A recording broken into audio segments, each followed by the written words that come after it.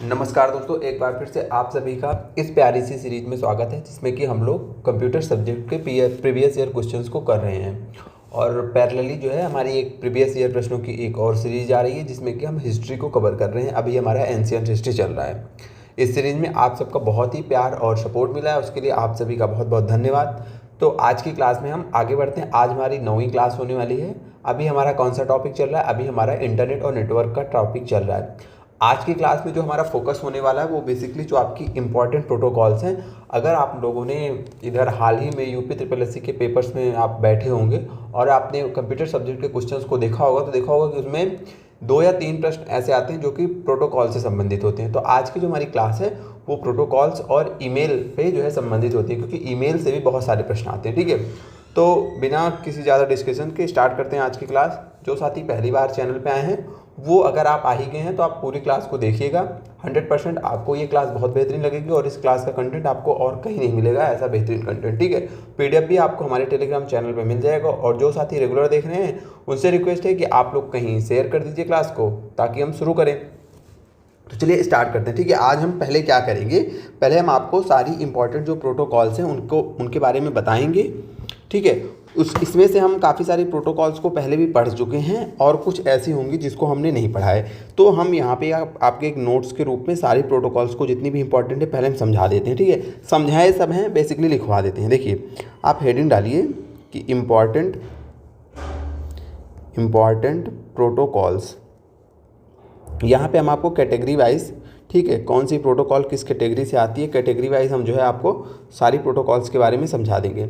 सबसे पहले जो आप कैटेगरी डालिए, आप यहाँ पे डालिए कि वेब और ब्राउजिंग। ठीक है, वेब और ब्राउजिंग। ठीक है, जो आप ब्राउजिंग करते हो, सिंपल वेबसाइट का यूज करते हो, वहाँ पे कौन सी प्रोटोकॉल्स हैं। तो वहाँ पे हम 2 प्रोटोकॉल्स के बारे में पढ़ेंगे। पहला तो आप HTTP हमने पढ़ लिया है, दूसरी होती है HTTPS। ठीक है, फुल फॉर्म नहीं लिखेंगे क्योंकि हमने पढ़ाया है। हाइपर टेक्स्ट ट्रांसफ़र प्रोटोकॉल इसका नाम है। इसके बारे में जो हमने नहीं पढ़ा वो ये कि इसका पोर्ट जो होता है वो 80 होता है। ये आपको लिखना है कि पोर्ट से प्रश्न आते हैं। अगली चीज़ आपको पता है कि ये जो है हाइपर टेक्स्ट ट्रांसफ़र प्रोटोकॉल है। इसका मतलब है जो आप वेबसाइट का यूज करते हो तो वेब ब्राउज़र और सर्वर के बीच, यानी कि जो आपका ब्राउज़र है और आपका सर्वर है, इसके बीच डेटा का ट्रांसफ़र का काम कौन करता है? हाइपर टेक्स्ट ट्रांसफ़र प्रोटोकॉल करता है। सेम काम आपका HTTPS भी करता है। इसमें एक चीज़ आ जाती है सिक्योरिटी, यानी कि ये क्या होता है? सिक्योर होता है, यानी कि ये सुरक्षित रूप होता है। अगर आपसे पूछे कि HTTP का सुरक्षित रूप क्या है तो HTTPS का सुरक्षित रूप है आपका, HTTP का सुरक्षित रूप है HTTPS। इसको ये सुरक्षा कौन प्रदान करता है? तो हमने लास्ट क्लास में या उसकी पहली वाली क्लास में हमने डिस्कशन किया हुआ है कि SSL और TLS नाम के 2 ताले होते हैं। ठीक है, जो कि आपके HTTPS को सुरक्षा प्रदान करते हैं। बेसिकली ये इनक्रिप्शन, ठीक है, क्या करते हैं? डेटा को इनक्रिप्ट करते हैं, यानी कि ये आपके डेटा को इनक्रिप्शन प्रोवाइड करते हैं। और आपका जो HTTPS है इसका जो पोर्ट होता है वो पोर्ट 483 होता है। ठीक है, दोनों का पोर्ट याद रखना है। आगे बढ़ते हैं। अब हम देखेंगे इसके बाद जो है आपका फाइल एंड रिमोट एक्सेस से संबंधित जो प्रोटोकॉल्स हैं। ठीक है, थोड़ा सा पेन का कलर चेंज कर लेते हैं। अब हम देखेंगे फाइल ट्रांसफ़र से लेकर के जो प्रोटोकॉल्स होती हैं जहाँ पे हम फाइल ट्रांसफ़र करते हैं, file and remote access. Remote access का मतलब होता है कि किसी डिवाइस को आप दूर से एक्सेस कर रहे हैं। ठीक है, किसी डिवाइस को आप दूर से एक्सेस कर रहे हैं, ऐसे समझिए, वो होता है आपका रिमोट एक्सेस। तो देखते हैं इससे रिलेटेड कौन सी इंपॉर्टेंट हमारी प्रोटोकॉल्स हैं। तो सबसे पहला जो है आप लिखिए FTP।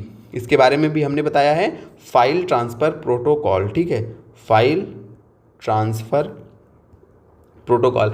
आज हम आपको सारी इंपॉर्टेंट प्रोटोकॉल एक क्लास में कवर करवा देंगे। जो पढ़ाए हैं जो नहीं पढ़ाए सब यही हो जाएगी। यहाँ पे क्या होता है, नेटवर्क में जैसे आप जब किसी इंटरनेट में कनेक्ट होते हैं तो वहाँ पे नेटवर्क में फ़ाइल को भेजने के लिए, ठीक है, भेजने या फिर प्राप्त करने के लिए, फ़ाइल को सेंड या रिसीव करने के लिए, हम शॉर्टकट में लिख ले रहे हैं, आप नोट्स में अच्छे से लिख लीजिएगा। भेजने के लिए और प्राप्त करने के लिए, क्या भेजने के लिए और प्राप्त करने के लिए? फाइल को। कहाँ पे? नेटवर्क में। ठीक है, किसका यूज होता है? फाइल ट्रांसफ़र प्रोटोकॉल का। इसका भी पोर्ट आपको याद रखना है, 2 पोर्ट, पोर्ट 20 और पोर्ट 21। ठीक है, अब आगे बढ़ते हैं। एक और होता है आपका टेलनेट। एक क्या होता है? टेलनेट आपको याद रखना है। टेलनेट क्यों है? टेलनेट होता है जैसे किसी कंप्यूटर को, एक कंप्यूटर यहाँ है और आपका एक कंप्यूटर यहाँ है, तो इस कंप्यूटर से इस कंप्यूटर को, यानी कि दूसरे कंप्यूटर को एक कंप्यूटर से रिमोटली कंट्रोल करने के लिए, ठीक है। तो लिखिए किसी दूसरे कंप्यूटर को रिमोटली कंट्रोल करने के लिए किस प्रोटोकॉल का यूज होता है, तो टेलनेट का यूज होता है रिमोटली कंट्रोल करने के लिए। ये आपको याद रखना है। और इसका पोर्ट आपसे पूछा जाएगा, तो पोर्ट आपको याद रखना है 23, ठीक है। उसके बाद आपकी एक प्रोटोकॉल होती है SSH। SSH क्या है? SSH आपकी सेम चीज़ है, क्या सेम चीज़ है? टेलनेट की।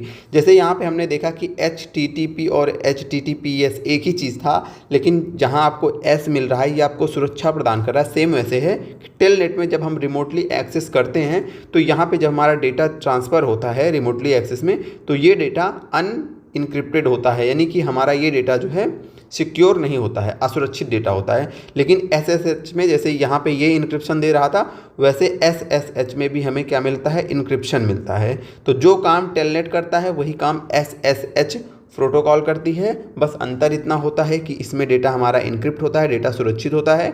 बेसिकली हम कहें तो ये टेलनेट का ज़्यादा सुरक्षित विकल्प है, ठीक है, ज़्यादा सुरक्षित क्या है? विकल्प है। ये हो गई आपकी file transfer and remote access से संबंधित प्रमुख प्रोटोकॉल। अब हम आगे बढ़ते हैं।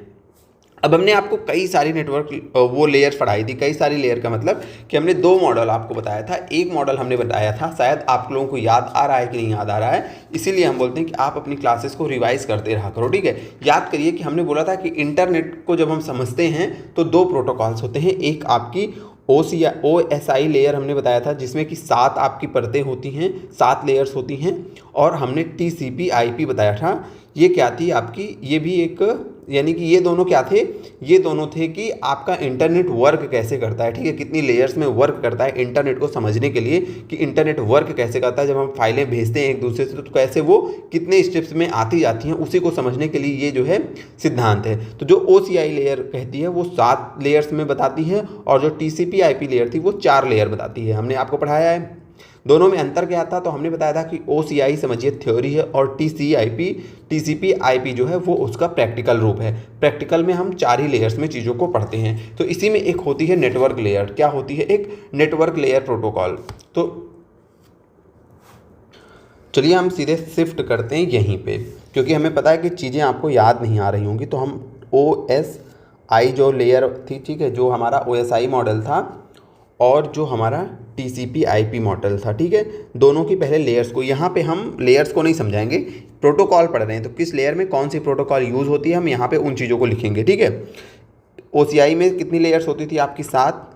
एप्लीकेशन लेयर आपकी होती थी, कौन सी लेयर? एप्लीकेशन। ये वो लेयर होती थी जो हम यूज़ करते हैं, ठीक है, यानी कि जो हम सामने से देखते हैं, जो हम ऐप्स यूज करते हैं, वो एप्लीकेशन लेयर होती है। उसके बाद इसमें होती थी प्रेजेंटेशन लेयर। क्या होती थी? Presentation layer. उसके बाद इसमें होती थी सेशन लेयर। प्रेजेंटेशन लेयर क्या होती थी? प्रेजेंटेशन लेयर होती थी कि जैसे ऐप जो डेटा आ रहा है वो डेटा ऐप को समझता था, डेटा यहाँ पे तैयार होता था ऐप के समझने लायक। डेटा आया, लेकिन वो ऐप में कैसे दिखेगा, उस डेटा को तैयार होती थी, उस डेटा को तैयार करना या फिर डेटा को इनक्रिप्ट करना और डेटा को कॉम्प्रेस करना, वो प्रेजेंटेशन लेयर में होता था। सेशन लेयर में क्या होता था? 2 कंप्यूटरों के बीच सेशन की शुरुआत जब होती थी वो सेशन लेयर में होता है। फिर इसके बाद इसमें होती थी ट्रांसपोर्ट लेयर। ट्रांसपोर्ट लेयर में ट्रांसपोर्ट का कॉल होता था, ठीक है। उसके बाद इसमें नेटवर्क लेयर आती थी, नेटवर्क लेयर। उसके बाद आपकी डेटा लिंक लेयर होती थी, डेटा लिंक लेयर। अगर ये चीज़ें आपको नहीं याद रही क्या है तो पूरी क्लास, अब सेम क्लास तो रिपीट नहीं कर देंगे, तो आप जाके ये जिस क्लास में हमने इसका डिस्कशन किया था उन चीज़ों को देख लीजिए। क्वेश्चन यहाँ से बहुत रिपीट होते हैं, ठीक है। और सबसे बाद में होती है फिजिकल लेयर। ये हो गई OSI मॉडल की 7 लेयर्स। TCP/IP मॉडल में कितनी लेयर्स होती हैं? तो हमने बताया था 4।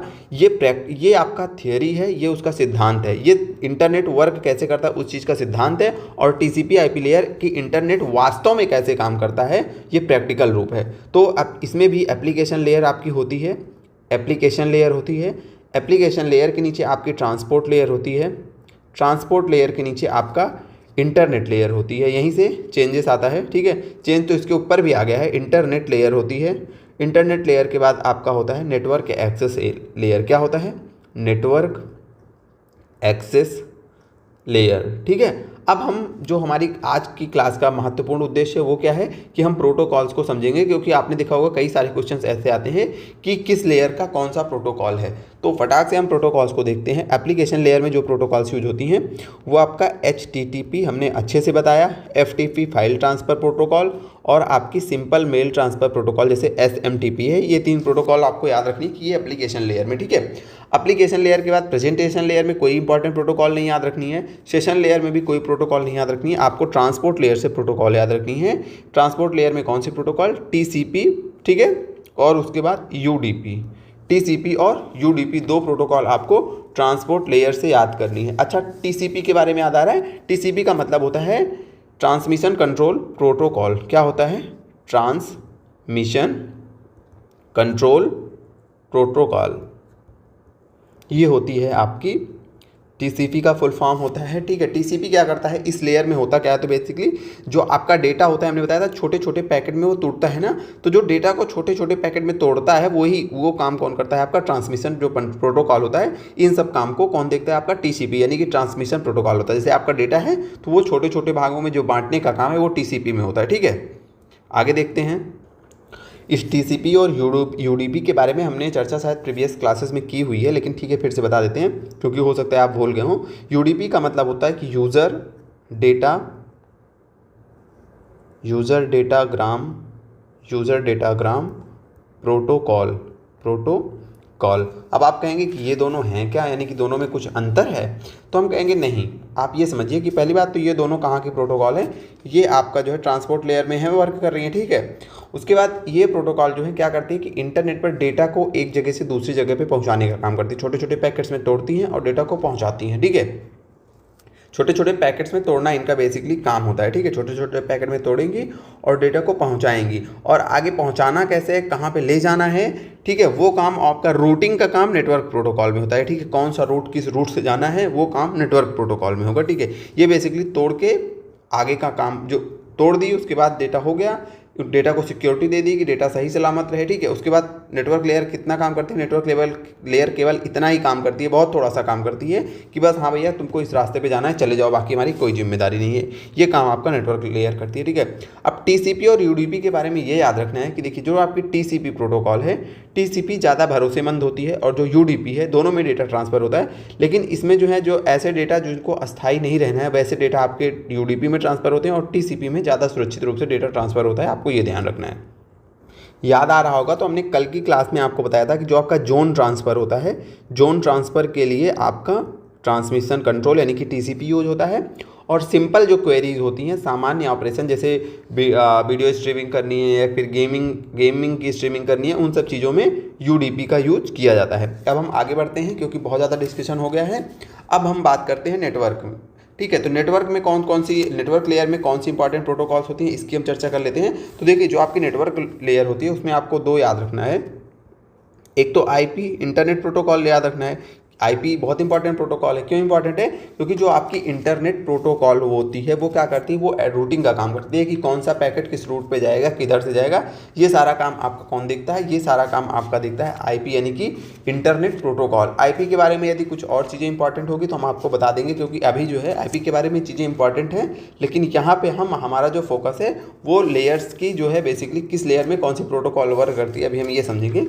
आगे बढ़ते हैं। आगे का हमारा जो है डेटा लिंक लेयर है। तो डेटा लिंक लेयर में आपको क्या समझना है, डेटा लिंक लेयर में बेसिकली कोई प्रोटोकॉल नहीं याद रखनी है, और जो फिजिकल लेयर है उसमें भी कोई प्रोटोकॉल आपको नहीं याद रखनी है, ठीक है। अब देखिए एप्लीकेशन लेयर जो यहाँ पे प्रोटोकॉल लगेगी सेम यहाँ पे भी वही प्रोटोकॉल्स लगती हैं, ठीक है। ट्रांसपोर्ट लेयर में जो यहाँ पे प्रोटोकॉल लगेगी वही यहाँ पे भी प्रोटोकॉल लगेगी, ठीक है। इंटरनेट लेयर जो हो गई आपकी, इंटरनेट लेयर में जो यहाँ पे प्रोटोकॉल लगेगी वो यहाँ पे लगेगी, ठीक है। इंटरनेट नेटवर्क लेयर, ठीक है। नेटवर्क एक्सेस लेयर में और आपकी कोई ये बेसिकली जो इसमें नेटवर्क एक्सेस लेयर है वही इसमें फिजिकल लेयर होती है, ठीक है। इतनी चीज़ें आपको याद रखना है। अब हम बढ़ते हैं आगे की ओर। यहाँ तक की चीज़ें समझ में आई। आज की क्लास में हमने पहले से ही सोचा था कि आज हम आपको पूरा का पूरा मतलब जितना भी प्रोटोकॉल आपसे पूछा जा सकता है एग्जाम में, जहाँ से भी वो पूछा जा सकता है, सारे के सारे को हम कवर करवाएंगे, ठीक है। अच्छा, एक इसमें नेटवर्क लेयर में आप एक प्रोटोकॉल और याद रख लीजिएगा, उसका नाम है ICMP। ICMP का क्या मतलब होता है, इंटरनेट, ठीक है, इंटरनेट कंट्रोल, बहुत इंपॉर्टेंट है, इंटरनेट कंट्रोल मैसेज प्रोटोकॉल, इसका क्या मतलब है, ये प्रोटोकॉल क्या करती है काम, हमें लगता है कि आप अभी तक इस प्रोटोकॉल के बारे में नहीं पढ़े होंगे, तो इसके बारे में थोड़ा और कुछ चीज़ें बता देते हैं। इंटरनेट कंट्रोल प्रोटोकॉल क्या करती है, तो इंटरनेट कंट्रोल प्रोटोकॉल यह क्या करती है कि नेटवर्क की गलतियों का पता करती है। नेटवर्क में क्या किसी प्रकार की कोई गलती है, तो नेटवर्क में छिपी गलतियों का पता लगाती है, जो छिपी त्रुटियाँ हुई हैं, कुछ भी त्रुटि हुई होती है नेटवर्क में, तो उसका जो है ये क्या करती है, पता लगाती है। एकदम सिंपल शब्दों में बोले तो, ठीक है, गलतियों का पता लगाती है। हमने आपको पिंग कमांड पढ़ाया है, पिंग कमांड याद है, पता लगाती है। पिंग कमांड क्या करता था, पिंग कमांड करता था कि जो आपका कंप्यूटर है वो देखता था कि क्या ये सर्वर से कनेक्ट है, प्रॉपरली काम कर रहा है, ये सर्वर से कनेक्ट होकर, ये काम कौन करता था, ये काम करता था आपका पिंग कमांड। तो जो आपका पिंग कमांड होता है वो इसी प्रोटोकॉल के अंतर्गत आता है। अब इस प्रोटोकॉल में क्या होता है ना कि अलग अलग जो हैं, जो एरर होते हैं, जो अलग अलग गलतियां होती हैं, बेसिकली इसका काम क्या, गलतियों का पता लगाना।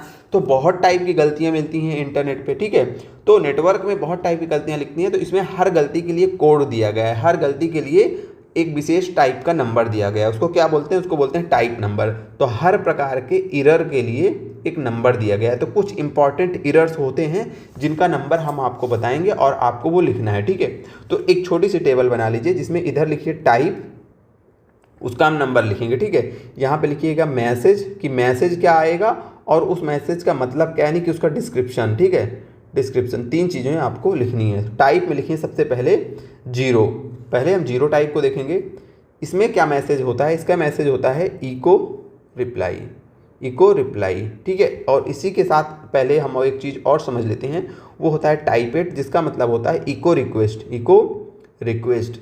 इसका क्या मतलब होता है, देखिए ये बेसिकली आपके पिंग कमांड से संबंधित है। हम बोले थे ना कि जब आपका कंप्यूटर क्या बोलेगा, जब आपका कंप्यूटर जो है रिक्वेस्ट करता है सर्वर से कि हाँ सर्वर जो है काम कर रहा है कि नहीं कर रहा है, ठीक है, तो वो प्रक्रिया यानी कि इसमें पिंग भेजने की जब प्रक्रिया होती है तो उसको इको रिक्वेस्ट बोला जाता है। इसका मतलब पिंग भेजने की प्रक्रिया। पिंग के बारे में हमने बताया ना, पिंग बेसिकली आपका कमांड है, कमांड दिया जाता है तो ये ज़्यादा चेक करके आता है कि भैया सर्वर सही से चल रहा है कि नहीं आ रहा है। यूज़र जो कंप्यूटर होता है उसको सर्वर से चेक करता है कि क्या यूज़र का कंप्यूटर सर्वर से बढ़िया प्रॉपरली वर्क कर रहा है कि नहीं कर रहा। ये आपका पिंग कमांड होता है एकदम सिंपल में। तो पिंग कमांड भेजने का काम होता है, समझ लीजिए पिंग भेजने का काम, ये आपका इको रिक्वेस्ट है, ठीक है। प्रक्रिया लिख लीजिए, प्रक्रिया लिख लीजिए, ठीक है। इको रिप्लाई क्या है कि पिंग का जवाब, जब सर्वर से पिंग का जवाब आएगा तो ये पिंग का जवाब, तो वो आपका टाइप जीरो एरर होता है, ठीक है, यानी कि इको रिप्लाई उसको मैसेज आता है, पिंग का जवाब। आगे जीरो हो गया, 8 हो गया। अब हम कौन सी टाइप देखेंगे, अब हम देखेंगे टाइप 3, ये भी इंपॉर्टेंट आप लोग लिख लीजिएगा।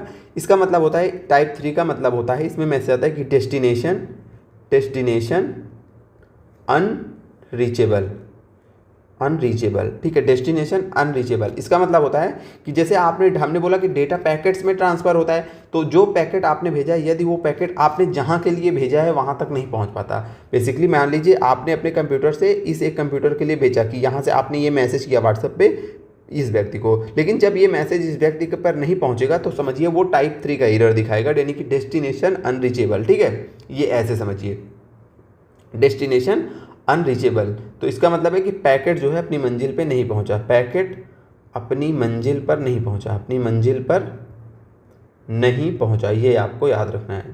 इसका मतलब उसके बाद टाइप 5 हम देखते हैं, कुछ जो इंपॉर्टेंट हम आपको वही बताते हैं, ठीक है। टाइप 5 क्या है, ये मैसेज रिडायरेक्ट करता है, मैसेज, ठीक है, क्या करता है ये मैसेज रिडायरेक्ट।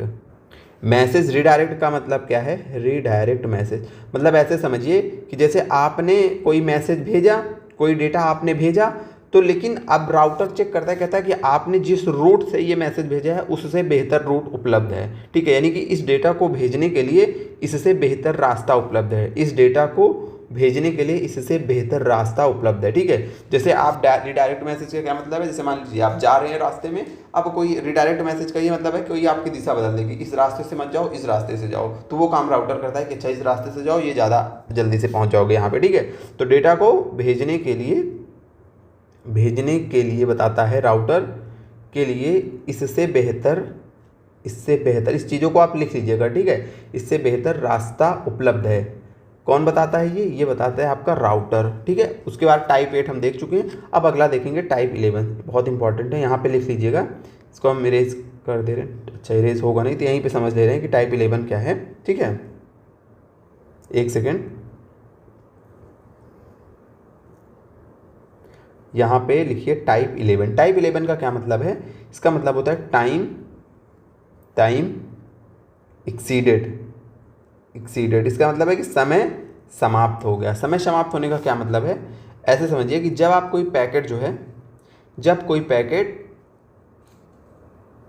जब किसी पैकेट का TTL ख़त्म हो जाए, जब किसी पैकेट का TTL, अभी बताएंगे TTL क्या है, TTL ख़त्म हो जाता है, तब ये एरर लिख के आता है कि टाइम एक्सीडेड। TTL क्या है? TTL का मतलब होता है टाइम टू लिव।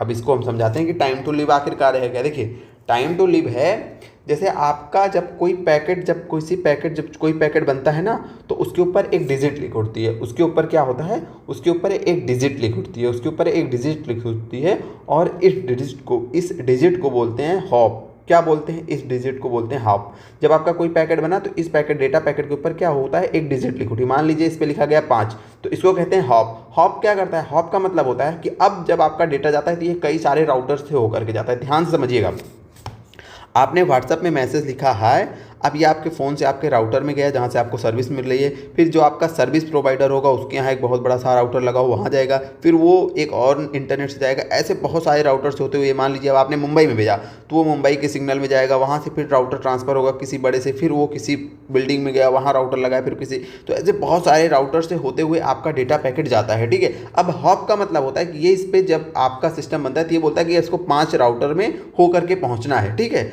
अब हॉप का क्या मतलब है? यहाँ पे जब ये आपके घर से ये निकलेगा तो इस पर 5 लिखा रहेगा, जैसे आपका राउटर क्रॉस करेगा इस पर 4 लिखा रहेगा, इस पर आएगा तो 3। जैसे जैसे राउटर चेंज करेगा वैसे वैसे इसमें संख्या कम होती जाएगी। यहाँ पे 2, यहाँ पे 1, यहाँ पे 0। अब यहाँ पे जैसे पहुँचेगा, क्योंकि अब इसको यहाँ पहुँचना था, ये अपनी डेस्टिनेशन पे नहीं पहुँचा। ठीक है, तो यह हॉप का मतलब है कि अब इसकी टाइम खत्म हो गई, अब इससे आगे नहीं जा सकता। जिस राउटर पे 0 आएगा वो राउटर इस डेटा पैकेट को डिलीट कर देगा। लेकिन आपने तो यहाँ के लिए भेजा था, यहाँ भी ये पहुँचा ही नहीं, तो ये एरर आता है कि टाइम एक्सीडेड। ठीक है, तब ये एरर आता है। हम आशा करते हैं कि आप समझ चुके होंगे। ऐसे समझिए कि मान लीजिए किसी को कहीं पे भेजना है, ये जो उसके ऊपर हॉप है वो एक टाइमिंग होती है। टाइमिंग के संदर्भ में टाइम नहीं होता, वो बेसिकली राउटरों की संख्या होती है, और जब उतने राउटर्स में वो गुजर जाता है जितना उसके ऊपर लिखा है तो उससे आगे डेटा नहीं जा सकता। हालांकि जो आपका सिस्टम होता है वो कैलकुलेट कर लेता है पहले से कि इसको कितने राउटर में वहां तक पहुंचेगा, उसको सब पता होता है, तो वो उसी हिसाब से नंबर देता है। ये काम तब होता है जब ये अपने रास्ते से भटक जाता है। अगर जिस रास्ते से भेजा है सिस्टम आपका उसी रास्ते से जाएगा तो ये उतने राउटर्स में वहाँ पे पहुँच जाएगा। ठीक है, लेकिन होता कब है? जब ये भटक जाता है, जाना इधर है कहीं और चला जाता है, तब ये मैसेज आता है टाइम एक्सीडेड। ठीक है, यहाँ तक की कहानी आप समझे। चलिए बढ़ते हैं हम अगले प्रश्न पे। अभी तो प्रश्न हम देखना ही नहीं शुरू किए। देखिए, हम जब सारी चीज़ें भी बता देंगे तो प्रश्न आपसे सॉल्व हो जाएंगे। आज हमने सोचा है कि पहले आपको सारे प्रोटोकॉल्स बताते हैं, इन चीज़ों को लिखते चलिएगा, बहुत मेहनत है। कोई बुक कोई नोट्स कहीं ढूंढ लीजिएगा, इतने अरेंज चीज़ें आपको कहीं नहीं मिलेंगी। तो अभी तक हमने क्या देखा? हमने वेब ब्राउजिंग में जो इंपॉर्टेंट प्रोटोकॉल होते हैं उनके बारे में बताया, फिर फाइल को रिमोट एक्सेस करने के लिए, फाइल को भेजने के लिए जो प्रोटोकॉल्स होते हैं उनके बारे में बताया, फिर हमने जो आपकी OCI लेयर और TCP/IP लेयर होती है उसमें जो इंपॉर्टेंट प्रोटोकॉल्स होती हैं हमने उनके बारे में आपको बताया। ठीक है, अब हम बढ़ते हैं आगे। अब हम अपने देखते हैं प्रश्नों को। ठीक है, प्रश्नों को देख लेंगे, उसके बाद जो है कुछ चीज़ें और जहाँ पे आएंगी वैसे कवर करेंगे। अच्छा हाँ, एक बात तो और, TCP क्वेश्चन को देखते हैं वहीं से समझेंगे। क्वेश्चन है कि प्रोटोकॉल का एक स्तरित सेट कौन सा है? पूछ रहा है लेयर्ड सेट। अब अगर आप ध्यान से देखेंगे तो अभी आपको पता चल जाएगा लेयर्ड सेट कौन सा है। प्रोटोकॉल्स का लेयर्ड मतलब उस प्रोटोकॉल्स में बहुत सारी प्रोटोकॉल्स का एक सेट है। ऐसी कौन सी प्रोटोकॉल्स है जिसमें कई सारे स्तर का एक सेट है, कई सारी लेयर्स का सेट है? तो बताइए। आपका ARPANET है तो आप कहेंगे नहीं, ARPANET तो ये वो है जो अमेरिका के हाँ डिफेंस ने ना, हाँ रक्षा विभाग ने इसको यूज किया था। पहले इंटरनेट है, समझिए पहला इंटरनेट था, ये इंटरनेट का पूर्ववर्ती है, समझिए इसको बोला जाता है। तो ये तो आंसर नहीं होगा। प्रोटोकॉल्स के बारे में पूछ रहा है कि लेयर्ड सेट ऑफ प्रोटोकॉल मतलब कई सारी प्रोटोकॉल्स का वो सेट है लेयर्ड वाइज, ये पूछ रहा है आपसे। नेटवर्क नहीं है, वैन नहीं है, ठीक है, ये तो वाइड एरिया नेटवर्क होता है। आपका क्या है? TCP/IP। हमने बताया ना कि TCP/IP में आपकी 4 लेयर्स होती हैं, तो वही पूछ रहा है कि कौन सा लेयर्ड सेट है प्रोटोकॉल्स का। और OCI में कितनी होती है? OCI में हमने बताया 7 होता है। तो आपका इसका आंसर क्या हो जाएगा? TCP/IP। इसमें ज़्यादा कुछ समझाने वाली चीज़ें तो थी नहीं, हमने पहले से ही आपको समझा के रखा है, बस क्वेश्चन समझने की जरूरत थी। जैसे क्वेश्चन समझेंगे आंसर निकल आएगा। दूसरा क्वेश्चन है हमारा कि निम्नलिखित में से कौन सा कथन ICMP internet control message protocol के संबंध में मान्य नहीं है? ध्यान दीजिएगा, अभी हमने इतना बेहतरीन तरीके से ICMP आपको बताया और ICMP के बारे में कई सारी चीज़ें आपको बताई। ठीक है, एक चीज़ बची हुई है, उसको क्वेश्चन के साथ कवर कर लेंगे। Type 0, type 8, type 3, type 5, type 11 बचा है। इसमें एक होता है टाइप 6, टाइप 0, 8, 3, 5, 11 ना, एक होता है टाइप 6 ऐसे। टाइप 6 के बारे में याद करना है कि इसमें ना तो कोई मैसेज होता है, कोई कमांड नहीं होती, ये रिजर्व रखा गया है, ये आरक्षित है, मतलब ये फालतू का रखा गया है। टाइप 6 का मतलब कुछ नहीं होता, ना तो उसका कोई मैसेज होता है ना तो कोई डिस्क्रिप्शन होता है, वो रिजर्व रखा गया कि भैया तुम बैठो अभी। जैसे रिजर्व पुलिस होती है ना कि वो अभी बैठी है, उनको कहीं पे पोस्टिंग नहीं की गई है, बैठे रहो, जब कहीं पे कुछ होगा तो तुमको उस हिसाब से एडजस्ट करेंगे। तो वैसे ही ये जो टाइप 6 होता है वो रिजर्व होता है। क्वेश्चन पे आते हैं, पहला है कि टाइम एक्सीड जो होता है वो टाइप 11 होता है। हमने क्या बताया, टाइप 11 क्या होता है, टाइम एक्सीड। आपका बिल्कुल सही है, देखिए हमने सारी चीज़ें आपको कवर करवा दी है। अब अगर आप वहाँ पे देखे होंगे, ध्यान से अच्छे से पढ़े होंगे, तो क्वेश्चन का जवाब खुद ही दे लेंगे, ठीक है। तो ये आप कहेंगे कि अच्छा हाँ, हमें बताना है कि क्या नहीं सही है, आप कहेंगे बिल्कुल सही है। अगला है कि इनकरेक्ट पाथ टाइप, इसको अभी छोड़ते हैं, यहाँ पे आइए सी पे, रीडायरेक्ट मैसेज टाइप, आप कहेंगे बिल्कुल सही है। अभी आपने बताया कि रीडायरेक्ट मैसेज टाइप ये हमारा टाइप 5 होता है, रीडायरेक्ट मैसेज होता है टाइप 5 में। फिर होता है हमारा कौन सा आता है, हमारा आता है अगला टाइप 3, ठीक है। डेस्टिनेशन अनरीचेबल, हमने इसके बारे में भी बताया कि टाइप 3 है। फिर उपयुक्त में से कोई नहीं, लेकिन हमने बताया कि टाइप 6 में कुछ नहीं होता है, टाइप 6 रिजर्व रखा है, ठीक है। लेकिन इसमें लिखा है कि इनकरेक्ट पाथ होता है टाइप में, नहीं, टाइप 6 में कुछ नहीं होता, रिजर्व रखा है। तो इसका आंसर क्या हो जाएगा, मतलब यही नहीं मान्य है। अब बढ़ते हैं हम आज के अगले प्रश्न पे। हमारा आज का अगला प्रश्न है कि इनमें से कौन सा सुरक्षित नेटवर्क प्रोटोकॉल का उदाहरण है, सुरक्षित नेटवर्क प्रोटोकॉल का उदाहरण है, ठीक है। अब आप याद करिए, हमने अभी आपको पढ़ाया है सारी चीज़ें, जिनका दिमाग एकदम यहीं पे होगा, क्लास में होगा, उनको मज़ा आ रहा होगा पढ़ने में, जिनका दिमाग क्लास में नहीं होगा उनको चीज़ें नई नई लग रही होंगी। अभी हमने आपको बताया ना कि जो आपकी प्रोटोकॉल होती है, कहाँ पे हमने बताया था, यहाँ पे बताया था ना कि file and remote access protocol होती है। हमने बताया कि दो सिक्योर्ड होती हैं। वेब ब्राउजिंग में जो सिक्योर्ड प्रोटोकॉल होती है HTTP का, उसमें आगे S जुड़ जाता है, HTTPS आपका सिक्योर्ड हो जाती है। हमने बोला कि वैसे ही रिमोट एक्सेस में दो प्रोटोकॉल होती है, एक टेलनेट होती है, एक SSH होती है। टेलनेट SSH में उतना ही अंतर है जितना अंतर HTTP और HTTPS में है, ठीक है। टेलनेट भी क्या करता है, ये रिमोट एक्सेस देता है, और SS भी रिमोट एक्सेस देता है दूसरे कंप्यूटर का। लेकिन टेलनेट में हमारा डेटा इनक्रिप्टेड नहीं रहता, SSH में डेटा इनक्रिप्टेड रहता है। डेटा हमारा दो जगह इनक्रिप्ट हो रहा है, एक HTTPS में, इसके लास्ट में S है और इसके शुरू में S है। तो S मतलब जहाँ पे भी S मिल जाए, मतलब समझा करिए सिक्योर डेटा की बात हो रही है, जनरली बात कर रहे हैं, ऐसा हरदम नहीं होगा, ठीक है। आपके दिमाग में उसकी समझ बनाने के लिए। चलिए बढ़ते हैं, हमारा प्रश्न क्या था, इसीलिए सारी चीज़ों को पहले ही हम करवा दिए हैं एक फ्लो में, ताकि जब क्वेश्चन के हिसाब से चीज़ें आएँ तो आप उसको समझ लें। तो इसमें बताइए कौन सा है, HTTP है, आप कहेंगे बिल्कुल नहीं है, क्योंकि यस लगा होता तो होता। टेलनेट नहीं है, टेलनेट की प्रॉब्लम यही थी, यहाँ इनक्रिप्टेड नहीं होता। फाइल ट्रांसफर प्रोटोकॉल में हमने कोई चर्चा ही नहीं की थी इसकी। हमने क्या बताया था कि SSH जो आपका है वो सिक्योर नेटवर्क प्रोटोकॉल है। अब आइए अगले प्रश्न में। अगर अगला हमारा प्रश्न है, यहाँ पे आपको एक साइड में वो आपके प्रोटोकॉल्स दिए हुए हैं एक लिस्ट में, ये लिस्ट ऐसे होनी चाहिए थी लेकिन ऐसे बन गई है। यहाँ पे प्रोटोकॉल्स का नाम दिया गया है, यहाँ पे आपको पोर्ट नंबर दिया है। अभी याद करिए, हम आपको प्रोटोकॉल भी बता रहे थे और पोर्ट नंबर भी बता रहे थे। अब आप आंसर देंगे, बताइए HTTP का हमने क्या बताया था पोर्ट नंबर, तो आप कहेंगे आपने HTTP का पोर्ट नंबर बताया था 80, ठीक है। मतलब इसका क्या सही हो जाएगा, इसका सही हो जाएगा तीसरा ऑप्शन। फिर हम बोलेंगे कि HTTPS का हमने क्या पोर्ट नंबर बताया था, तो आप बोलेंगे कि 483। क्या बताया था हमने, तो HTTPS का हमने बताया था 443। तो ये आपका हो गया पहला ऑप्शन। हमें लगता है कि हमने वहाँ पे 483 या बताया था, ऐसा ही कुछ बताया था, हमें याद आ रहा है, एक सेकेंड, इसको आप 443 कर लीजिएगा। अगर 448 क्या बताया था हमने, हाँ 443 इसको कर लीजिएगा, ठीक है।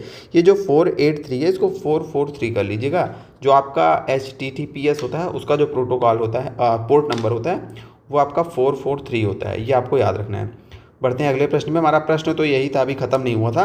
FTP का हमने क्या बताया था कि FTP का क्या होता है, 20 और 21 होता है, तो हमें जो भी मिल जाए, तो मतलब यहाँ पे 21 है तो इसका ऑप्शन हो जाएगा 2। SMTP का हमने क्या बताया था, SMTP का हमने बताया था सिंपल मेल जो है आपका ट्रांसफ़र प्रोटोकॉल जो होता है, उसका होता है पोर्ट कितना, 25 होता है, पता नहीं हमने बताया था। अच्छा, अभी हमने SMTP यानी कि ये ईमेल्स वाले हैं, ईमेल्स वालों को अभी हमने रिजर्व रखा है। ईमेल अभी आपको आगे पढ़ाएंगे तो वहाँ ईमेल से जुड़े हुए सारे प्रोटोकॉल बताएंगे और उनका पोर्ट नंबर बताएंगे, ठीक है। तो इसका 25 आपको याद रख लेना है, अभी इसके बारे में हम चर्चा करेंगे। तो अब देख लीजिए डी का कैसे कौन सा हो गया, हमारा चौथा ऑप्शन हो गया। देखिए ऐसा कोई ऑप्शन है तो आप कहेंगे हाँ बिल्कुल है। देखिए यहाँ तो होगा ही नहीं, यहाँ पे भी नहीं होगा, यहाँ पे भी नहीं होगा, ये तीसरा हो गया, पहला हो गया, दूसरा हो गया और चौथा हो गया हमारा, तो हमारा ऑप्शन कौन सा सही हो गया? Option D. अब बढ़ते हैं अगले प्रश्न की ओर। हमारा अगला प्रश्न क्या है कि इंटरनेट प्रोटोकॉल की प्राथमिक भूमिका क्या होती है? इंटरनेट जो आपका आईपी प्रोटोकॉल होता है, इसकी प्राथमिक भूमिका क्या होती है? याद करिए, हमने बताया कि इसकी सबसे बेसिक जो भूमिका होती है, जो आपके टीसीपी प्रोटोकॉल में डेटा को छोटे छोटे पैकेट्स में बांट दिया, तो इसका सिंपल सा काम होता है कि इसकी रूटिंग करना, इस पैकेट्स को किस रूट से कहाँ भेजना है, ये काम किसका होता है? आईपी आपके इंटरनेट प्रोटोकॉल का यही छोटा सा काम होता है। ये आपको बात याद रखनी है। मतलब जैसे आप इंटरनेट प्रोटोकॉल का ऐसे समझिए कि इंटरनेट प्रोटोकॉल क्या है? एक डाकिया है जिसका काम यही कि जो भी पैकेट उसको मिले हैं, जो भी उसको समझिए वो चिट्ठी टाइप का जो लिफाफा मिला है, उसको सही पते पे पहुंचाना, यही काम है आपके इंटरनेट प्रोटोकॉल का। देखिए ऑप्शन, आपस में जुड़े वेब पेज बनाना, सुरक्षित संचार लिंक स्थापित करना, आगे है कि आईएसपी को डायल अप एक्सेस प्रदान करना, इंटरनेट सर्विस प्रोवाइडर को डायल अप एक्सेस प्रदान करना। अगला है कि पैकेट में जानकारी को विभाजित करना और उन्हें गंतव्य तक पहुंचाना। तो यही इसका आंसर हो जाएगा। गंतव्य तक पहुंचाने की बात इसमें है कि slice information into packets and route them to their destination. हालांकि जो पैकेट की जो इन्फॉर्मेशंस होती हैं, ठीक है, जो पैकेट में जानकारी होती है उनको विभाजित करके कहाँ पहुँचाता है? गंतव्य तक। और पैकेट बनाने का काम कौन करता है? पैकेट बनाने का काम आपके टीसीपी करता है, ट्रांसमिशन कंट्रोल प्रोटोकॉल। ठीक है, तो इसका राइट आंसर हमारा क्या हो जाएगा? डी हो जाएगा। अगला हमारा आज का अगले प्रश्न में बढ़ते हैं। अच्छा, इसके बारे में अगर आईपी के बारे में एक बात और आपको बताएं, बहुत इंपॉर्टेंट बात है, आपको याद रखनी है कि जो आईपी है आपका, यानी कि इंटरनेट प्रोटोकॉल, अब हम नहीं लिखेंगे, इसको बोला जाता है कि ये लोएस्ट कॉमन डिनोमिनेटर होता है, नॉमिनेटर होता है। ये क्यों बोला जाता है इसको? इसके रीज़न है। आईपी का काम क्या होता है? अभी हमने बताया कि भैया ये क्या करता है, ये कुछ ज़्यादा टेंशन वाला काम नहीं करता है, कुछ नहीं। ये कहता है कि हमें कोई नहीं मतलब है, डेटा लॉस होगा, डेटा जाएगा, कैसे जाएगा, ये सब हमारा काम नहीं है, ये सब काम टीसीपी का है। हमारा इतना काम है कि जो डेटा पैकेट हमको दोगे हम उसको पहुँचा देंगे उसके गंतव्य पे। अब कौन आगे पहुँच रहा है, कौन पीछे पहुँच रहा है, मेरा इससे नहीं मतलब है। ठीक है, मेरा केवल और केवल मतलब है कि मैं हर डेटा को जिस एड्रेस पे पहुंचाना है उस एड्रेस पे पहुंचाऊंगा। इससे नहीं मतलब है कौन डेटा पहले पहुंच रहा है, कौन डेटा बाद में पहुंच रहा है, कौन डेटा पैक पहले, कहीं डेटा पैक नष्ट ना हो जाए, सही रूप में वहां पे पहुंचे, इनक्रिप्टेड रहे, ये सब मेरा काम नहीं है। ये सब काम करेंगी जो अलग टीसीपी वगैरह हैं, वो सब करेंगी। ठीक है, तो अगर ये कोई काम नहीं करेगा, इसको कोई काम ही नहीं करनी है, तो ये चाहेगा कि हमें ज़्यादा, जैसे आपको कोई काम ही नहीं करना है तो आपकी इच्छा रहेगी कि आप जो है बहुत ज़्यादा जो है इन्वेस्ट करें चीज़ों में, तो आप कहेंगे नहीं। या फिर आपके ऊपर आपको कोई बहुत सारा पैसा दे, यानी कि आप किसी के यहाँ काम नहीं करोगे तो कोई आपको बहुत सारी सर्विसेज देगा, आप कहोगे नहीं। तो वैसे आईपी होता है। अगर ये जो है कोई काम ही नहीं करता तो नेटवर्क में ये बहुत ज़्यादा उम्मीद भी नहीं रखता है। यानी कि नेटवर्क में जो सिस्टम्स होते हैं, जो नेटवर्क फैसिलिटी देता है बहुत सारी चीज़ों के, तो ये नेटवर्क से बहुत कम उम्मीद रखता है। जब काम ही नहीं करेगा तो उम्मीद भी नहीं रखेगा, नेटवर्क से बहुत कम उम्मीद रखता है, नेटवर्क से बहुत कम उम्मीद रखता है। मतलब ये नहीं कहता कि भैया मुझे ऐसा रास्ता दो, ठीक है, तेज़ रास्ता दो जिससे कि डेटा, नेटवर्क से ये नहीं कहता कि मुझे रास्ता दो जो बहुत तेज़ हो, क्योंकि इसका काम क्या है? इसका काम है कि पैकेट्स को उठा के सही गंतव्य तक पहुंचाना है सही रास्ते से। हालांकि ये रास्ता, ये नेटवर्क नहीं बोलता कि मुझे ये रास्ता तेज होना चाहिए। ठीक है, जैसे ये डाकिया है, इसका काम है इस चिट्ठी को यहाँ तक पहुँचाना, तो ये डाकिया ये नहीं बोलेगा कि हमें बहुत सही रास्ता चाहिए, सेफ रास्ता दो, सेफ रास्ता के साथ ऐसा रास्ता दो जो एकदम बढ़िया 6 लेन रोड बना हो, ये नहीं मांगेगा। क्यों नहीं मांगेगा? क्योंकि ये बोलेगा कि भैया हमें पैकेट दोगे, हम तोड़ फोड़, हमने ये नहीं मतलब है कि टूटेगा फूटेगा। डाकिया बोलेगा हमें नहीं मतलब है टूटे। ये सब टीसीपी, ट्रांसफ़र कंट्रोल प्रोटोकॉल देखें, जिन्होंने डेटा पैकेट बनाया है वो इतना अच्छे से पैक करें कि डेटा में कुछ ना हो। हम तो भैया ले जाएंगे, सीधे पहुंचा के चले आएंगे। ठीक है, जैसे डिलीवरी बॉय होता है ना, वो कहता है कि भैया हमें भूसक तरह सामान ला के, ये समझिए डिलीवरी बॉय है। आईपी क्या है? डिलीवरी बॉय है। और टीसीपी क्या है? जो वहाँ से जहाँ से आप सामान आ रहा है वो कितना बढ़िया पैकिंग किए हैं, तो ये रिस्पॉन्सिबिलिटी नहीं लेता। आप डिलीवरी बॉय नहीं कहता कि हमें बढ़िया रोड चाहिए, मैं डेटा को सेफ पहुँचाऊँगा, नहीं। तो उसी प्रकार का आईपी होता है। नेटवर्क से ये बहुत कम उम्मीद रखता है, नेटवर्क से कुछ नहीं बोलता कि डेटा सही सलामत पहुँचने की हमें गारंटी मैं तुमको देता हूँ, या मैं तुमसे बहुत अच्छी रोड चाहता हूँ। तो ये क्या करता है? बेसिकली आपको इतना समझना है कि नेटवर्क से बहुत कम उम्मीद रखता है। ठीक है, आगे यहाँ सिर्फ जो भी पैकेट होते हैं ना, जैसे पैकेट है, आईपी क्या करेगा? आईपी का काम है कि पैकेट्स को सही पते पे पहुंचाना। तो लिख दिया इस पे कि भैया इस पते पे जाना है, बस सरका दिया आगे, इसका इतना ही काम है। अब वो जाएगा चीज़ें अपने आप, ठीक है, पैकेट जाएगा उस नेटवर्क में, उस पते पर। आगे इसकी और क्या विशेषता है? विशेषताएं सारी एक ही हैं, बस हम आपको समझा रहे हैं। हमने बताया कि ये कोई जिम्मेदारी नहीं लेता, कहता है कि हम ये नहीं जिम्मेदारी लेंगे कि तुम्हारा डेटा खो जाएगा, मेरा काम बस इतना ही है, पैकेट पे एड्रेस दे के बस जाओ। खोने का डेटा खो जाएगा, डेटा ख़राब हो जाएगा, डेटा गलत क्रम में पहुंचेगा, ये सब जिम्मेदारी मेरी नहीं है, ये सब जिम्मेदारी हमारे टीसीपी भैया ले, यानी कि ट्रांसमिशन कंट्रोल प्रोटोकॉल है, वो ये सब देखें, हमारी जिम्मेदारी नहीं है। तो जब कोई काम नहीं करता, तो कोई जिम्मेदारी नहीं करता, तो नेटवर्क को भी इससे कोई उम्मीद नहीं रहती, ये भी नेटवर्क से कोई उम्मीद नहीं रखता। ठीक है, जब काम ही नहीं करोगे तो आपको उम्मीद रहेगी कि हमें जो है बहुत अच्छी पेमेंट मिले? नहीं रहेगी। ठीक है, अब देखिए इसी कारण इसको बोला जाता है लोएस्ट कॉमन डिनोमिनेटर, क्योंकि ये किसी से कोई उम्मीद नहीं रखता है। ठीक है, बस आपको ये लाइन याद रखनी है, क्योंकि इसको कोई काम धाम नहीं होता है, छोटा सा ही काम होता है कि पैकेट्स को एड्रेस दे के आगे बढ़ा देना, तो ये किसी से कोई उम्मीद नहीं रखता है। बस इतनी ये लाइन आपको याद रखनी है आईपी के बारे में। अब पढ़ते हैं अब आपके अगले प्रश्न पे। हमारा आज का अगला प्रश्न क्या था? हमारा आज का अगला प्रश्न है कि इंटरनेट बनाने वाले नेटवर्क में किस रूटिंग प्रोटोकॉल का यूज किया जाता है? रूटिंग प्रोटोकॉल, ठीक है, फोकस करिएगा। रूटिंग प्रोटोकॉल क्या है? इंटरनेट बनाने वाले नेटवर्क में, जो नेटवर्क इंटरनेट बना रहा है उसमें रूटिंग, किस प्रकार की रूटिंग प्रोटोकॉल का यूज किया जाता है, अब हम इसको आपको बताएंगे। अभी हम आपको बता रहे थे, अब हम चलते हैं इंटरनेट पे, देखते हैं इसके आगे पेज है कि नहीं पेज है। एक सेकेंड, हाँ है। पहले समझिए इंटरनेट क्या है। हालांकि आप समझते हैं इंटरनेट क्या है। इंटरनेट क्या है? इंटरनेट होता है हजारों छोटे बड़े नेटवर्क्स का एक समूह होता है। जैसे ये आपका वाईफाई हो गया, ये आपके घर में इससे बहुत सारे डिवाइसेस कनेक्टेड हैं। ठीक है, उसके बाद ये वाईफाई कहीं से कनेक्टेड है। ठीक है, ये एक नेटवर्क हो गया। ऐसे कई लोगों का ऐसे छोटे छोटे ये हैं, ये क्या हैं? ये नेटवर्क्स हैं, ये ऐसे नेटवर्क्स हैं। ठीक है, बहुत सारे छोटे नेटवर्क हैं, कोई बहुत बड़ा नेटवर्क है। ठीक है, बड़ी बड़ी कंपनियों के बहुत बड़े बड़े नेटवर्क हैं, बहुत बड़े बड़े सर्वर हैं, उसमें बहुत सारे यूजर्स हैं। ठीक है, ये नेटवर्क्स हैं। अब इन सारे नेटवर्क्स का जो समूह है ये क्या कहलाता है? ये कहलाता है इंटरनेट। इंटरनेट, ठीक है। अब देखिए इन सब, और ये जो नेटवर्क्स हैं, ये जो नेटवर्क्स हैं, इन नेटवर्क्स को बोला जाता है ऑटोनोमस सिस्टम। चीज़ों को समझते चलिएगा। ठीक है, ऑटोनोमस सिस्टम, ये बहुत और इन सबको मिला देंगे तो इंटरनेट कहते हैं, और इसमें से एक की बात करें तो उसको बोलेंगे ऑटोनोमस सिस्टम। अब ये देखिए ये नेटवर्क हैं, तो ये आपस में कम्युनिकेट करते हैं ना, ये आपस में कम्युनिकेट करते हैं। इसको यहाँ पे डेटा जाना है, कोई किसी को यहाँ से डेटा लेना है। ठीक है, आप घर में बैठे हैं, आपको फेसबुक चलाना है, तो फेसबुक से आपका डेटा आ रहा है, कई सारे उसमें जो हैं बीच में नेटवर्क क्रॉस कर रहे हैं। आप इंस्टाग्राम यूज कर रहे हैं, टेलीग्राम यूज कर रहे हैं, व्हाट्सअप यूज कर रहे हैं, यूट्यूब यूज कर रहे हैं। ठीक है, तो बेसिकली क्या होता है कि इसमें क्या होता है कि एक नेटवर्क को दूसरे नेटवर्क से कम्युनिकेट करने की ज़रूरत होती है। तो इस कम्युनिकेशन के लिए दो टाइप के प्रोटोकॉल्स का यूज होता है। एक को बोला जाता है ईजीपी, दूसरे को बोला जाता है आईजीपी। एकदम शांति से बैठे रहिएगा। ईजीपी का मतलब होता है एक्सटीरियर गेटवे प्रोटोकॉल। ठीक है, अभी एकदम आसानी से समझाएंगे, भूलेंगे ही नहीं आप। आईजीपी का मतलब क्या है? आईजीपी का मतलब है इंटीरियर। अब आगे सेम चीज़ें हैं, गेटवे प्रोटोकॉल। ठीक है, तो एक्सटीरियर का मतलब आप सबको पता होगा, बाहरी। क्या होता है? बाहरी। इंटीरियर का मतलब होता है अंदर। समझते चलिए, इसका मतलब होता है बाहर, इसका मतलब होता है अंदर। अब यहाँ पे आ जाइए बाहर अंदर में। एक सेकंड कलर चेंज कर लें और मज़ा आएगा आप लोगों को पढ़ने में। ये पूरा इंटरनेट है, ये आपका हमने बताया, मान लीजिए एक कोई नेटवर्क है, ये दूसरा कोई नेटवर्क है। अब इस नेटवर्क को इस नेटवर्क से बात करनी है, इस नेटवर्क को इस नेटवर्क से बात करनी है, तो कोई रास्ता चाहिए ना, कोई गेट चाहिए जिससे ये यहाँ पे पहुँचेगा, तो वही गेटवे है। ठीक है, समझिए गेट है, वो कौन सा गेट है? ये गेट है आपका एक्सटीरियर प्रोटोकॉल। इसको बाहर के नेटवर्क से संबंध जब बनाना है तो वो आपका एक्सटीरियर गेटवे प्रोटोकॉल होता है। यहाँ तक समझे?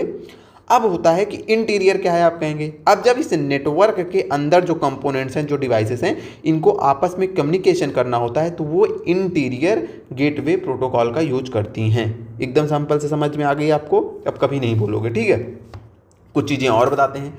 एक होती है आपकी, चलिए प्रश्न बताएंगे अगर वो चीज़ें होंगी तो। अच्छा, प्रश्न पे नहीं है, यहीं पे बता देते हैं। एक है आपका, उसका नाम है लिंक स्टेट। ये दो प्रोटोकॉल्स और हैं, इनको भी लिख लीजिएगा। लिंक स्टेट प्रोटोकॉल, इसका क्या मतलब है? इतना मतलब समझिए कि पूरे नेटवर्क का ये जो है, ये प्रोटोकॉल क्या करती है? पूरे नेटवर्क का नक्शा रखती है, पूरे नेटवर्क का नक्शा रखती है। जैसे आपका नेटवर्क है ना, कहाँ पे क्या कौन सी डिवाइसेस हैं, उनका ये पूरे नेटवर्क का समझिए, ये आपका नक्शा रखती है। इसी तरह एक और होता है, उसका नाम होता है डिस्टेंस डिस्टेंस वेक्टर रूटिंग। इसका नाम क्या है? इसका नाम है डिस्टेंस वेक्टर रूटिंग। अब इसमें डिस्टेंस है ना, बस नहीं देखना है। इसमें ये प्रोटोकॉल क्या करता है, ये देखता है कि जिस मंजिल पे जाना है वो मंजिल कितनी दूर है, मतलब रास्ता कितनी दूर है। डिस्टेंस लिखी है ना, तो बस रूटिंग डिस्टेंस, दो वर्ड इसमें से याद रखना है, मतलब रास्ते कितना दूर है, ठीक है। जिस मंजिल पे इसको पहुंचना है, यानी कि आपके जैसे मान लीजिए आपके दो कंप्यूटर्स को कनेक्ट होना है, तो एक को दूसरे तक पहुंचना है, तो अब वो जो रास्ता है वो कितना दूर है, तो वो काम कौन करता है? डिस्टेंस वेक्टर रूटिंग, ठीक है। ये क्या देखता है, इतना आपको याद रखना है, एकदम शुद्ध आपकी व्यवहारिक भाषा में बोले तो रास्ता यानी कि मंजिल कितनी दूर है आपकी। अभी आपको लेखपाल या लोअर पीसेस बनने में कितनी और मेहनत करनी है, वो डिस्टेंस वेक्टर रूटिंग देखेगा, ठीक है। चलिए, हमारा प्रश्न क्या था? अच्छा, प्रश्न एक सेकेंड, ये था ना प्रश्न, ये वाला किए थे। हाँ, इंटरनेट बनाने वाले नेटवर्क में किस रूटिंग प्रोटोकॉल का यूज किया जाता है? अब बताइए। इंटरनेट बनाने में, तो इंटरनेट कब बना? इंटरनेट तब बना जब बहुत सारे बाहरी नेटवर्क आपस में जुड़े। यहाँ पे देखिएगा, एक सेकेंड, इंटरनेट आपका ये नहीं है, इंटरनेट जब पूरा ये जुड़ जाता है तो इंटरनेट होता है। और यहाँ पे कौन सी प्रोटोकॉल्स का यूज होता है जुड़ने के लिए? बाहर जुड़ने के लिए एक्सटीरियर गेटवे प्रोटोकॉल का यूज होता है, ठीक है। अच्छा, अभी हमने कुछ चीज़ें नहीं बताई थी आपको। ये तो एक्सटीरियर प्रोटोकॉल, ये कई सारी प्रोटोकॉल्स का समूह होता है, ठीक है। अब जैसे आपको हम बोलें कि आपका हो गए नाउन, उसके बाद नाउन के कई सारे प्रकार होते हैं, संज्ञा के कई सारे प्रकार होते हैं, ठीक है। तो वैसे समझिए ये है एक प्रकार। अब इसके अंदर कई टाइप्स की प्रोटोकॉल आती हैं, ठीक है। तो वर्तमान में जो एक्सटीरियर गेटवे प्रोटोकॉल, जिस एक्सटीरियर गेटवे प्रोटोकॉल का यूज होता है, उसका वर्तमान में जो जिसका यूज होता है उसका नाम है BGP, BJP नहीं, BGP। BGP का मतलब होता है बॉर्डर गेटवे प्रोटोकॉल, ठीक है, प्रोटोकॉल। इसको भी याद करना आसान है। देखिए, ये एक नेटवर्क का बॉर्डर है, अब इसको दूसरे नेटवर्क में जाना है तो बॉर्डर गेटवे प्रोटोकॉल इसको चाहिए। हाँ, एकदम छोटी सी बात। चलिए, ये आपको ध्यान रखना है, ठीक है। बेसिकली जब दो ऑटोनोमस सिस्टम, यानी कि दो ऑटोनोमस सिस्टम, हमने बोला कि एक नेटवर्क को क्या बोलेंगे? Autonomous system. कई सारे छोटे बड़े नेटवर्क, कई सारे छोटे बड़े ऑटोनोमस सिस्टम मिल करके इंटरनेट बनाते हैं। और जब एक ऑटोनोमस सिस्टम को दूसरे ऑटोनोमस सिस्टम के बीच जो है संपर्क स्थापित करना होता है, तो आपके एक्सटीरियर गेटवे प्रोटोकॉल का यूज किया जाता है। और हमने बताया कि वर्तमान में BGP बॉर्डर गेटवे प्रोटोकॉल एक प्रमुख एक्सटीरियर गेटवे प्रोटोकॉल है। ये आपको याद रखना है, ठीक है। अब हम बढ़ते हैं अपने प्रश्न की ओर। यहाँ तक की चीज़ें आप समझ चुके होंगे तो आप प्रश्न भी समझ जाएंगे। प्रश्न क्या है कि इंटरनेट बनाने वाले नेटवर्क में किस रूटिंग प्रोटोकॉल का यूज किया जाता है? ऑप्शन एक, एक्सटीरियर गेटवे प्रोटोकॉल। यही क्या होगा? हमारा आंसर होगा, ठीक है। पेन का कलर चेंज कर लेते हैं क्योंकि पेन यहाँ विजिबल नहीं है अच्छे से। दूसरा ऑप्शन है इंटीरियर गेटवे प्रोटोकॉल। हमने बताया कि जब एनोनिमस जो सिस्टम है उसके अंदर के डिवाइसेस को कम्युनिकेट करना होता है तो वो आपका इंटीरियर होता है। लिंक स्टेट प्रोटोकॉल क्या होता है? तो लिंक स्टेट प्रोटोकॉल के बारे में हमने आपको बताया कि लिंक स्टेट प्रोटोकॉल क्या है कि यह पूरे नेटवर्क का नक्शा रखता है, ठीक है। उसके बाद इसके भी बारे में हमने बताया कि डिस्टेंस वेक्टर रूटिंग क्या है। तो डिस्टेंस वेक्टर रूटिंग क्या है? तो हमने बताया कि यह दिखाता है कि मंजिल अभी आपकी कितनी दूर है। बढ़ते हैं अगले प्रश्न की ओर। हमारा आज का अगला प्रश्न है कि IP को सबसे कम कॉमन डिनोमिनेटर प्रोटोकॉल क्यों माना जाता है? अब हमने बहुत अच्छे से अभी आपको पिछले प्रश्न में बताया था, लास्ट एक दो प्रश्न पहले, कि क्यों बोला जाता है IP को कॉमन डिनोमिनेटर। अब आप इसका पढ़िए और आंसर दीजिए। ऑप्शन एक है कि यह सभी अनुप्रयोगों के लिए उच्च गुणवत्ता वाली सेवा की गारंटी देता है। यह उन नेटवर्क से बहुत कम मांग करता है जिन पर यह चलता है। यह उपयोग में सबसे जटिल प्रोटोकॉल है। यह उच्चतम स्तर की, तो हम बोलेंगे, आप बोलेंगे कि इसका आंसर क्या है? ये ही है कि ये किसी से कोई मांग ही नहीं करता, क्योंकि कोई काम करता ही नहीं है तो मांग क्या करेगा। तो ये इसका हो जाएगा राइट आंसर, ऑप्शन बी हमारा, ठीक है। चलिए बढ़ते हैं हम आज के अगले प्रश्न की ओर। हमारा आज का अगला प्रश्न है कि किस प्रकार का टर्मिनल डेटा को प्रोसेस या स्टोर नहीं करता है। इसको हम यही समझते हैं। पहले समझते हैं कि टर्मिनल क्या है। देखिए, टर्मिनल होता है कि जैसे आपका समझिए जैसे नेटवर्क है ना, तो इस नेटवर्क में जो डिवाइसेस जुड़ी हुई हैं इन्हें टर्मिनल या फिर नोड बोलते हैं। टर्मिनल या फिर नोड बोलते हैं, इतना आसान भाषा में समझिए। जो आपका इंटरनेट होता है बेसिकली, तो वहाँ पर जो डिवाइसेस एक दूसरे से कनेक्ट होती हैं उन्हें क्या बोला जाता है? उन्हें नोड बोला जाता है। और अगर आपके लोकल नेटवर्क में कई सारे डिवाइसेस हैं तो हम उन्हें टर्मिनल बोल सकते हैं, ठीक है। अब देखिए, अब टर्मिनल कितने प्रकार के होते हैं? तो टर्मिनल आपके 3 प्रकार के होते हैं। टर्मिनल ऐसे लिखिए, और ये टर्मिनल आपका 3 प्रकार का होता है। कौन कौन सा? एक सेकेंड, साइज थोड़ी सी कम कर लेते हैं। अच्छा, ये इंक टूल नहीं है, ये थोड़ा सा हाइलाइटर हो गया है। एक सेकेंड। हाँ, तो हम बता रहे हैं कि टर्मिनल जो होता है ये 3 होते हैं, 3 प्रकार के। एक को बोला जाता है डम्ब टर्मिनल, एक को बोला जाता है स्मार्ट टर्मिनल, एक को बोला जाता है इंटेलिजेंट। भैया अब देखिए शब्दों से समझिएगा, एक लड़का इंटेलिजेंट है, एक लड़का स्मार्ट है, एक लड़का डम्ब है।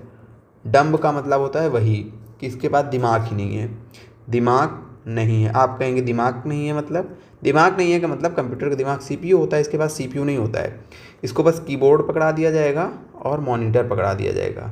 इस प्रकार का जो टर्मिनल होता है उसको बोलते हैं डम्ब टर्मिनल। अब आप कहेंगे ये कैसे होता है, हम बता रहे हैं कैसे होता है। आपको एक पावरफुल सीपीयू दे दिया जाए, अब एक सिस्टम इसके साथ लगा दिया जाए और उसके बाद कई सारे सिस्टम अब इस सीपीयू से जोड़ दिए जाएं। तो अब इन सिस्टम्स को चलाने के लिए सीपीयू की ज़रूरत नहीं है, क्योंकि सीपीयू यही है। यहाँ पे क्या होता है, बस कीबोर्ड पकड़ा दिया जाएगा, माउस और डिस्प्ले, कीबोर्ड माउस भी डिस्प्ले। इनको बोला जाता है डम्ब टर्मिनल। इनके पास अपना दिमाग नहीं है, ये इस दूसरे दिमाग से चल रहे हैं, ये होते हैं डम्ब टर्मिनल। ठीक है।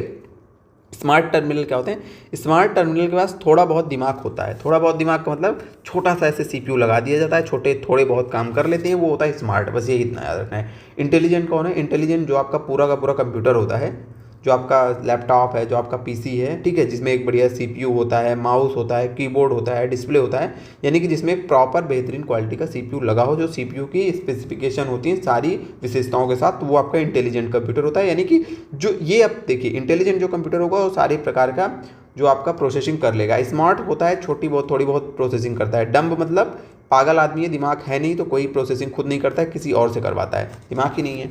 तो किस प्रकार का टर्मिनल डेटा को प्रोसेस या स्टोर नहीं करता, तो यही है आपका, जिसके पास दिमाग ही नहीं है, कहाँ से डेटा को स्टोर करेगा, तो वो क्या है, वो डम्ब आदमी है, डम्ब टर्मिनल। ये हो गया आपका आंसर, ऑप्शन सी। अब बढ़ते हैं आज के अगले प्रश्न पे। हमारा आज का अगला प्रश्न क्या है, एक सेकेंड, कुछ इशू है जो कि पेज चेंज नहीं होता है। प्रश्न हमारा ये है कि ब्लूटूथ तकनीक के बारे में निम्नलिखित कथनों पर विचार करिए। कल हम काफ़ी कुछ ब्लूटूथ तकनीक के बारे में हमने देखा था।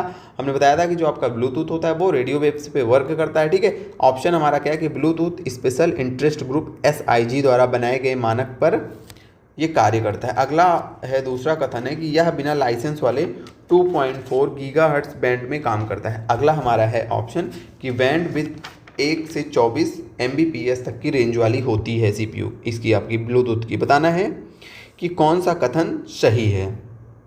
तो इसके तीनों कथन सही हैं। कल हमने जो आपको ब्लूटूथ के बारे में बताया था, हमने हालांकि वहाँ पे स्पीड ज़्यादा बताई थी, लेकिन 1 से 24 Mbps होती है इसमें लिखा है, लेकिन इससे ज़्यादा भी हो सकती है, ये बात भी आपको याद रखना है। ठीक है। लगभग 50 Mbps तक की स्पीड देता है ब्लूटूथ।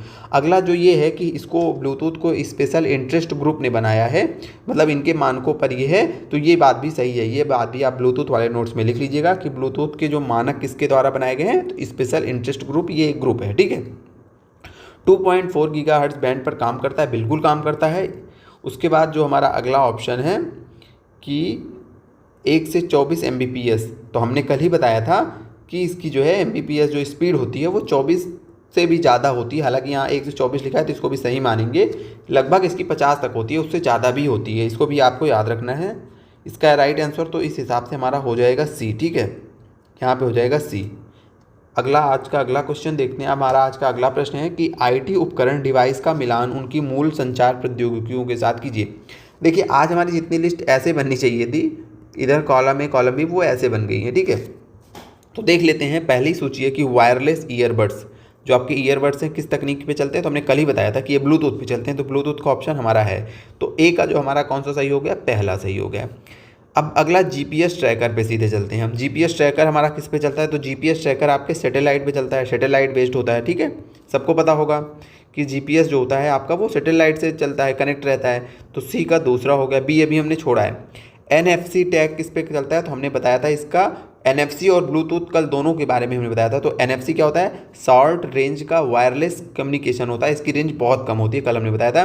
तो डी का कौन सा सही हो गया, डी का सही हो गया तीसरा ऑप्शन। अब बी हमने क्यों छोड़ा है, तो देखिए जो आपका स्मार्ट होम हब होता है ये चलता है आपकी वाईफाई के ऊपर, ठीक है, जिगबी के ऊपर, जेड वेव के ऊपर। बस इनको ऐसे ही याद कर लेना है, ये तकनीकी हैं। आपको समझना ये है कि स्मार्ट होम हब क्या होता है। तो स्मार्ट होम हब जो आपका होता है, जैसे आपके घर में एक आजकल स्मार्ट डिवाइसेस आ गई हैं, आपका टीवी स्मार्ट हो गया, आपका AC स्मार्ट हो गया है और आपका फैन स्मार्ट हो गया है। तो इनको एक स्मार्ट डिवाइस होगी जो जो ये सारी डिवाइसेस इससे कनेक्ट होंगी। अब आप इसको बोलेगी कि फ़ैन ऑन कर दो, फ़ैन ऑफ कर दो, मतलब स्मार्टली ये वर्क करता है। ये एक प्रकार की इस आपके होम को जो है स्मार्ट बनाने की तकनीक है। तो ये एक डिवाइस होती है जो आपकी कई सारी अन्य डिवाइसेस को कंट्रोल करती है। इसको बोलते हैं, क्योंकि ये जुड़ा हुआ है आपके डेली लाइफ से, तो क्वेश्चंस इसीलिए ऐसे इस प्रकार के पूछे जाते हैं। तो अब आप बताइए कि इसमें कौन सा सही है। बी का हमने कौन सा बताया, बी का हमने बताया चौथा। तो देखिए ऐसा कोई ऑप्शन है तो आप बोलेंगे हाँ हमारा ऑप्शन डी है, तो इसका राइट आंसर क्या हो जाएगा, इसका राइट आंसर हो जाएगा हमारा डी। अब बढ़ते हैं हम आज के अगले प्रश्न की ओर। हमारा आज का अगला प्रश्न क्या है, ये है कथन कारण का आपका क्वेश्चन है। लिखा है कि मेश वाईफाई सिस्टम पारंपरिक राउटर की तुलना में बेहतर घरेलू कवरेज प्रदान करता है। उसके बाद कारण है कि मेश वाईफाई एकल नेटवर्क नोड का यूज़ करता है जिसमें वाईफाई डेड जोन कम हो जाता है। अब इसको हम आपको समझाते हैं कि पहले मेश वाईफाई क्या होता है। देखिए एक आपका होता है ट्रेडिशनल वाईफाई, जिसमें आपका एक सिंगल सा ट्रेडिशनल वाईफाई राउटर आपके घर में रखा जाता है और ये कवरेज प्रदान करता है। लेकिन होता क्या है कि मान लीजिए यहाँ पे दीवार है, तो ये सब एरियाज़ होते हैं जहाँ पे आपका नेटवर्क सिग्नल नहीं पहुँचा। इसको बोला जाता है डेड जोन। क्या बोला जाता है, डेड जोन। जहाँ पे नेटवर्क सिग्नल ना पहुँचे उसको बोला जाता है डेड जोन। ये होता है ट्रेडिशनल वाईफाई। फिर होता है इसका जुगाड़ निकाला जाता है कि सेम वाईफाई सेम आपका राउटर हो, इसका एक्सटेंडर लगा दिया जाता है। एक यहाँ छोटा सा राउटर, एक यहाँ छोटा सा राउटर। ये अलग अलग राउटर नहीं होते हैं, बल्कि ये इसी राउटर के सिग्नल को फैलाने के लिए होते हैं कि जो आपका ये राउटर का आईडी पासवर्ड है वो भी इनका भी वही रहेगा। बस ये क्या करते हैं कि इसकी दूरी बढ़ा देते हैं। अब सिग्नल यहाँ पे भी एक छोटा सा राउटर होगा, ये भी छोटा, ये भी छोटा, और इंटरनेट में जो भी चीज़ें एक दूसरे से कनेक्ट होती हैं उनको क्या बोलते हैं, नोड। तो ये क्या हो गए, हमने 4 अलग अलग नोड और लगा दिए। अब यहाँ का पूरा एरिया में नेटवर्क पहुँच गया, यहाँ के भी पूरे एरिया में नेटवर्क पहुँच गया, यहाँ के भी, यहाँ के भी। इनकी विशेषता क्या है कि ये आपका जनरली ये जो मेन राउटर है ये इसी से कनेक्टेड है। जो इनका सारा जो इनकी आईडी पासवर्ड जो आपने इसका लगाया है, यूज़र आईडी पासवर्ड, वो ही इनमें वर्क करेगा। ठीक है, बस ये आपके नेटवर्क को एक्सटेंड कर दे रहे हैं, बढ़ा दे रहे हैं। इस तकनीक को कहते हैं मेश वाईफाई। क्या कहते हैं, मेश वाईफाई। आपका एक मेन राउटर है, ये कई सारे अन्य राउटर से कनेक्टेड है। ये हो गया आपका क्या, मेश वाईफाई। सबका पासवर्ड एक होगा, बस कई सारे राउटर्स एक साथ कनेक्टेड होंगे। मतलब इसमें कई सारे नोड आ रहे हैं। ट्रेडिशनल राउटर में एक नोड होता था, मेश वाईफाई में कई सारे नोड्स आ रहे हैं। ट्रेडिशनल में डेड जोन होता था, मेश वाईफाई में डेड जोन क्या हो गया, कम हो गया। ठीक है, अब यहाँ मत देखिएगा क्योंकि ये प्रॉपरली बना नहीं है ये चित्र, तो ये पूरा एरिया आपका कवर हो जाता है। ठीक है, इसमें कोई डेड जोन नहीं रहता है। एक यहाँ पे भी हो जाएगा। ठीक है, ऐसे समझिए। तो यहाँ पे क्या है कि मेश वाईफाई सिस्टम पारंपरिक राउटर की तुलना में बेहतर घरेलू कवरेज प्रदान करता है। हम कहेंगे बिल्कुल सही, प्रदान करता है। उसके बाद कह रहा है कि मेश वाईफाई एकल नेटवर्क नोड का यूज करता है। आप कहेंगे बिल्कुल नहीं, ट्रेडिशनल एकल नेटवर्क नोड का यूज करता है ना। यहाँ पे तो बहुत सारे नोड्स आ जाते हैं, तो ये गलत हो गया। तो हमारा राइट आंसर क्या होगा कि हमारा कथन तो सही है लेकिन कारण गलत है, मतलब ऑप्शन डी। ठीक है, अब बढ़ते हैं आज के अगले प्रश्न की ओर। हमारा आज का अगला प्रश्न है कि प्रोटोकॉल के बारे में निम्नलिखित में से कौन सा कथन सही है। ठीक है, पहला है कि POP3 is an outgoing email protocol. उसके बाद अगला ऑप्शन है कि POP3 एकाधिक क्लाइंटों को एक ही मेल बॉक्स को अभिगम करने की अनुमति देता है। अगला है कि SMTP ईमेल भेजने के लिए उत्तरदायी है। बेसिकली जितने भी प्रोटोकॉल्स हैं वो आपके ईमेल से रिलेटेड हैं। ठीक है, अब यहाँ से हम कोशिश कर रहे हैं कि ठीक है इस क्लास को हम 2 पार्ट में बांट दे रहे हैं क्योंकि क्लास बहुत लंबी हो रही है। हमने आपको पहले ही प्रोटोकॉल के बारे में बता दिया है। ठीक है, आज स्टार्टिंग में क्या किया हमने कि काफ़ी चीज़ें होती है हमने बताया, तो क्वेश्चंस हमारे बहुत कम हो पाए हैं। 1 घंटे में लगभग 11-12 क्वेश्चन हो गए हैं। तो लेकिन हम आपको डेली लगभग 20 क्वेश्चन करवाते हैं। तो अब हम जो आपकी ये क्लास आएगी 2 क्लास साथ में हम अपलोड कर देंगे। ठीक है, ताकि आपके क्वेश्चन पूरे हों और कंटेंट ज़्यादा है तो 2 क्लासेस हम कोशिश करेंगे कि एक ही दिन में 2 क्लास आपको आज प्रोवाइड करवा दी जाए। बाकी मिलते हैं नेक्स्ट क्लास में। थोड़ा सा स्वास्थ्य भी नहीं सही है, मतलब थोड़ा सा एनर्जी नहीं लग रही है। आज काफ़ी लेट नाइट में हम क्लास रिकॉर्ड कर रहे हैं आपकी, तो इसीलिए ऐसा हो सकता है कि अभी मन भी नहीं लग रहा है क्लास रिकॉर्ड करने में। लगभग 1 घंटे की क्लास हो गई है और एनर्जी थोड़ा सा कम लग रही है। तो इसके आगे का भाग जो है हम कंटिन्यू करेंगे फिर से नेक्स्ट क्लास में। मिलते हैं आपसे फिर से किसी नए वीडियो में।